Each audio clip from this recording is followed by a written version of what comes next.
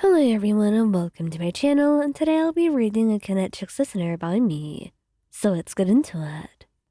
You were walking home after a meeting with your friends, and everything seemed so peaceful. The scent of spices lingering in the cold breeze. You couldn't help but smile, thinking about how Kinich would react when you got home. He had promised to cook something special tonight. A rare moment when he wasn't off handling some pressing matter. The thought of seeing him again warmed your heart. But as you rounded the corner, your body stiffened, a familiar voice calling out your name behind you. You froze, the voice piercing through the place like a dagger.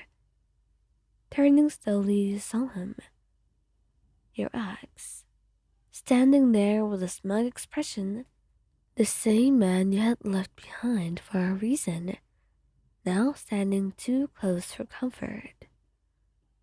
"What are you doing here?" you asked, trying to stay composed. You took a step back instinctively, trying to keep the distance between you. His smile widened, something dark glimmering in his eyes. "I've missed you, and we have unfinished business." "Unfinished business? There's nothing left between us. We're over, and the sooner you forget about me, the better." You scoff, taking another step back, but your feet felt heavy. And before you could even move any further, he grabbed your wrist, his grip tight and unyielding. "You think you can just walk away from me like that? Like nothing happened? No, Wyan, you belong to me." A chill ran down your spine as panic began to set in. His words, his presence, his touch, all of it was suffocating. You tried to yank your arm free, but his hold only tightened, dragging you toward a nearby alley. "Let me go!" you yelled, your voice trembling as you struggled against him. But he was stronger, his hand like a vice around your wrist. "I don't think so. We're going to have a little talk." He sneered, pulling you into a shadowed alley. Fear surged through you, and you needed to get out of there. He knew that. He needed Kinich. Suddenly, there was a sharp gust of wind, and in an instant, your ex was thrown back, his grip on you finally loosening, and he hit the ground with a thud. Groaning as you clutched his side, and standing between you and him, bathed in the fading light of dusk, was Kinich. His tall figure was imposing, his eyes hard as stone, glowing with a quiet fury. His usual calm demeanor was gone, replaced by something much more dangerous. He didn't look at you. No, his gaze was fixed on your ex, a protective rage radiating from him. "You're going to want to think very carefully about what you do next. Because if you lay a hand on her again, I will make sure you regret it," Kinich said, his voice low and deadly calm. Your ex staggered to his feet, anger flashing in his eyes as he glared at Kinich. "This has nothing to do with you. She is mine, not yours." Kinich's jaw clenched, his eyes narrowing. "She does not belong to anyone.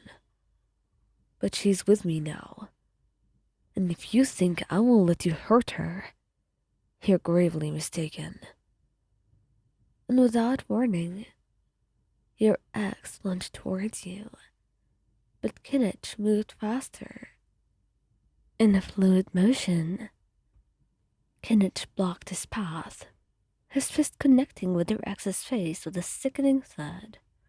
The force of it sent him sprawling back against the alley wall, groaning in pain. And he did not let up. He stood over him, his expression cold, his body tense with barely restrained fury. Leave. Now. And for a moment, your ex looked like he might fight back, but the look in Kinich's eyes made him hesitate. Blood dripped from his nose as he stumbled to his feet, shooting you a hateful glare. This isn't over. He spat, before turning and fleeing down the alley. The moment he was gone, Kinich turned towards you, his hardened expression softening as he stepped closer. Are you all right? He nodded, but your body was trembling. The adrenaline from the encounter left you shaken, and you felt yourself sway slightly. And before you could even blink, Kinich's arms were around you, pulling you into his chest. His warmth, his scent, everything about him made you feel safe, like nothing else could hurt you while he was here. I'm sorry. I didn't expect him to. Shh. It's alright, darling. You don't need to apologize. None of this is your fault. And so, the fear slowly started to ebb away. His presence was like a shield, protecting you from the lingering shadows of your past. Thank you for coming when you did. He pulled back just enough to look into your eyes, his hand gently cupping your face. I will always protect you. Always. The sincerity in his voice made your heart swell, and you leaned into his touch, feeling the steady rhythm of his heartbeat beneath your fingers. I love you, he whispered, and a soft smile tugged at his lips, the tension in his shoulders finally easing. And I love you too. I won't let anything hurt you. Not as long as I'm here.